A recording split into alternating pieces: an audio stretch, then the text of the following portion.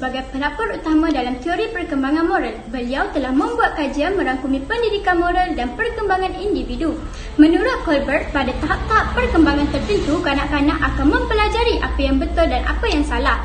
Kanak-kanak juga akan mempraktikkan kebaikan, kejujuran, kesetiaan, kepatuhan dan pelbagai jenis aspek moral yang lain, walaupun mereka tidak mengetahui maksud moral yang sebenar. Perkembangan moral oleh Colbert dikupas dengan lebih terperinci di dalam 3 tahap utama. Teori perkembangan moral Colbert seperti Piaget. Colbert juga berpendapat penaklukan moral berkait dengan perkembangan kognitif seseorang individu, walaupun kadang-kadang tahap dalam pemikiran kognitif seseorang tidak menjamin kepada peningkatan dalam tahap penaklukan moral seseorang. Beliau adalah ahli psikologi perkembangan dan meneruskan kerjaya dalam bidang pendidikan.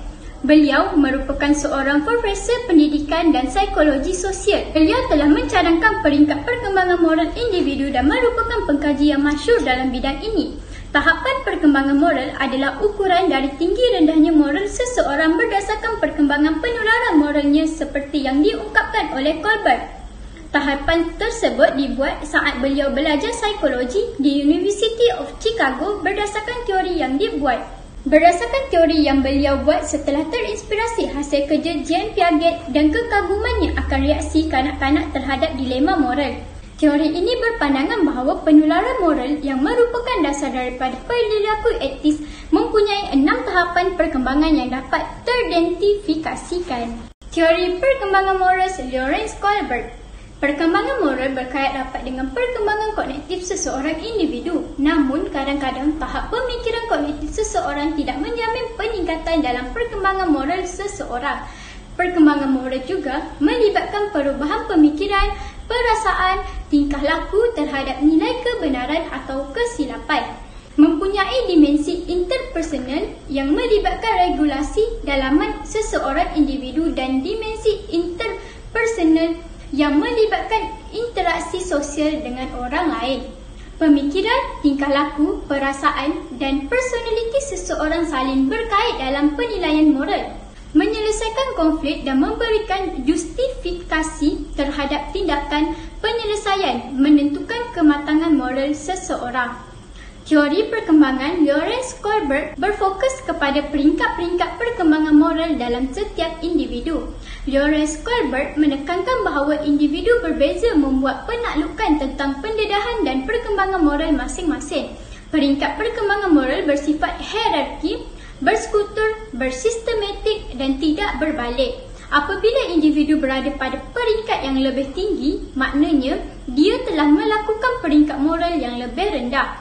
Cara seseorang menganalisis, menginterpretasikan serta membuat keputusan merupakan perkara yang sangat penting dalam perkembangan moral secara keseluruhannya. Assalamualaikum dan salam sejahtera. Nama saya Muhammad Azlan milik Rosa. Baiklah, saya akan menerangkan peringkat-peringkat perkembangan moral Lawrence Colbert yang mempunyai 3 tahap. Dan dari kesemua tahap ini mempunyai 6 peringkat. Baiklah, daripada tahap pertama iaitu pra-konvensional, pada peringkat 1 ini iaitu orientasi dan kepatuhan. Contoh, jika seseorang kanak-kanak tidak melakukan tugasannya dengan baik, berkemungkinan kanak-kanak tersebut akan dikenakan hukuman. Dan secara tidak langsungnya, kanak terbabit akan lebih cenderung takutkan kepada hukuman fizikal. Sehingga kanak-kanak itu mengalami satu paksaan pada dirinya untuk melakukan sesebuah tugasan dan patuh pada setiap arahan bagi mengelakkan dendaan yang akan diberikan kepadanya jika satu tugasan itu tidak dilakukan dengan sebaiknya. Pada peringkat seterusnya iaitu peringkat kedua, orientasi ganjaran pribadi. Contohnya, individu melakukan sesuatu untuk sesuatu ganjaran. Dan pada peringkat ini juga, kanak-kanak akan lebih cenderung mementingkan diri dalam satu tugasan demi satu keuntungan. Selain itu, pada tahap kedua, konvensional. Peringkat ketiga, orientasi perlakuan baik. Pada peringkat ini, individu akan mengaplikasikan peraturan yang telah ditetapkan dan mereka ingin dilihat sebagai anak yang baik dan patuh pada arahan. Sebagai contoh, kanak-kanak jika diarah di dalam kelas untuk melakukan sesebuah tugasan oleh pendidik, pendidik itu haruslah memuji sikap kerajinan yang ada pada diri anak tersebut. kerana untuk meningkatkan keyakinan pada diri mereka untuk lebih maju dan menarik minat diri anak-anak tersebut untuk datang ke sekolah. Selain itu pula, peringkat keempat, akur kepada sistem dan etika peraturan. Contohnya, individu percaya akan keutuhan undang-undang dan untuk menjaga kesejahteraan komuniti setempat. Dan akhir sekali pada tahap ketiga iaitu post-konvensional. Pada peringkat kelima ini iaitu etika kontrak sosial dan hak individu. Contohnya, individu menilai undang-undang berdasarkan hak individu dan hanya mematuhi undang-undang yang menepati hak individu.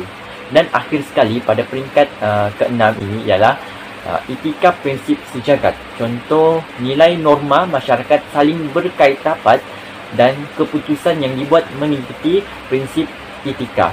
Itu sahaja daripada saya. Sekian, terima kasih. Assalamualaikum warahmatullahi wabarakatuh. Nama saya Nur Farida binti Abdul Hamid. Saya ingin menerangkan tentang perkembangan moral pada peringkat bayi sehingga dewasa. Yang pertama ialah pada peringkat bayi. Bayi ni tingkah laku dia lebih mengikut naluri. Seorang bayi belum memiliki kapasiti untuk mengembangkan kecerdasan moralnya. Yang ia miliki hanyalah rasa benar dan salah yang berlaku terhadap dirinya sendiri. Contoh, bagi bayi rasa lapar tu salah. Jadi, dia akan menangis saat dia berasa lapar. Yang kedua ialah cenderung melakukan apa yang menyenangkan. Pada masa ni, anak belum memiliki lagi kemampuan untuk menilai sesuatu yang benar atau yang salah. Jadi, apa yang ibu bapa katakan kepada dia semua betul. Okey, pada peringkat kedua ialah peringkat prasekolah. Pada peringkat prasekolah ni, anak-anak ni mula memasukkan nilai-nilai keluarga ke dalam dirinya. Bagi dia, apa yang penting bagi mama dan papa juga penting bagi dia. Okey, yang kedua ialah mereka ni harus dilatih dengan cara bertingkah laku yang baik. Kat sinilah kita mula dapat mengarahkan perilakunya sehingga sesuai dengan aturan dalam keluarga. Dalam tahap inilah seorang anak mula memahami bahawa apa yang mereka lakukan akan mempengaruhi orang lain. Pada peringkat ketiga ialah peringkat sekolah, di mana mereka sudah mengikuti peraturan dari ibu bapa dan lingkungan sosial. Mereka tetap tahu bahawa orang tua tu adalah orang-orang yang harus ditaati. Tapi mereka juga tahu bahawa jika melanggar peraturan, mereka harus memperbaikinya. Yang kedua ialah mereka sudah dapat menilai yang baik dan yang buruk. Dan satu lagi, seperti yang telah dikatakan Nesi di atas, anak usia sekolah ini juga mula memilih mana sahaja perilaku yang akan mendatangkan keuntungan buat mereka. Selain itu, pada peringkat keempat pula ialah peringkat remaja. Pada peringkat remaja, mereka telah memahami konsep moral. Pada usia ini, anak-anak akan berusaha untuk menjadi popular.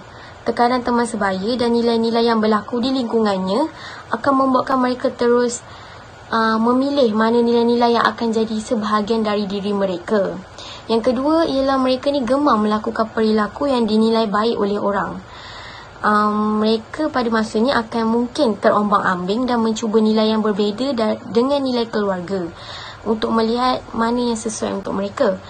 Mungkin nilai keluarga yang dah lama diamalkan harus dibuang sebab mereka kalah dengan nilai baru yang dikenalkan oleh orang luar.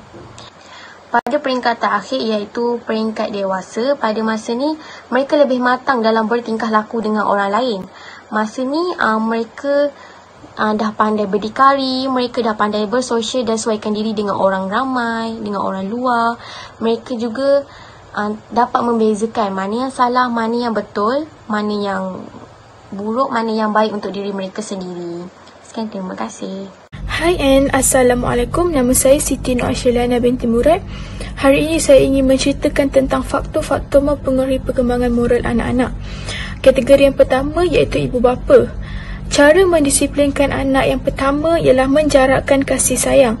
Contohnya, jika anak melakukan kesalahan atau kesilapan, ibu bapa perlu tidak bercakap dengan anak atau menyatakan rasa tidak gemar terhadap perbuatan anak.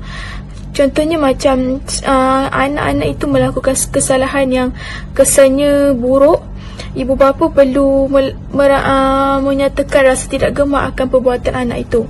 Yang kedua ialah dorongan. Mendorong anak untuk berfikir akan sebab dan kesan dari perbuatannya. Contohnya, ibu bapa perlu memberitahu kesan atas perbuatan anak itu, sama ada kesan buruk atau kesan baik. Yang ketiga ialah menunjukkan kuasa. Contohnya mengawal pelakuan atau mengambil tindakan ke atas pelakuan anaknya. Sekiranya anak melakukan kesalahan atau kesilapan, perbuatan mereka itu mendatangkan kesalahan, sebagai ibu bapa perlu mengambil tindakan terhadap perbuatan atau kesilapan anak itu. Yang kedua ialah ciri-ciri ibu bapa dalam membantu perkembangan moral anak. Pertama, menunjukkan kemesraan dan beri sokongan, bukan hukuman. Contohnya macam sekiranya anak melakukan kesalahan, kita perlu untuk memberi hukuman, tapi dengan cara sokongan, bukan dengan cara hukuman yang pukul atau marah anak-anak. Yang kedua ialah menggunakan teknik dorongan. Macam tadi saya cakap, mendorong anak untuk berfikir kesan dan sebab perbuatan mereka itu. Yang ketiga ialah mengasuh anak untuk menilai perasaan orang lain. Mengajar anak untuk tahu akan perasaan orang lain juga. Yang keempat ialah membuat perbincangan dengan anak-anak.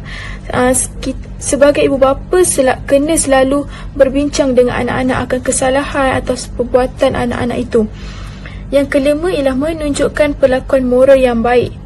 Sebagai ibu bapa, anda perlu menunjukkan perlakuan atau apa-apa sahaja dengan cara yang baik. Yang terakhir ialah sentiasa mengingatkan anak tentang perlakuan yang baik dan tidak baik. Sebagai ibu bapa perlu mengingatkan anak-anak itu perkara yang baik dengan perkara yang tidak baik.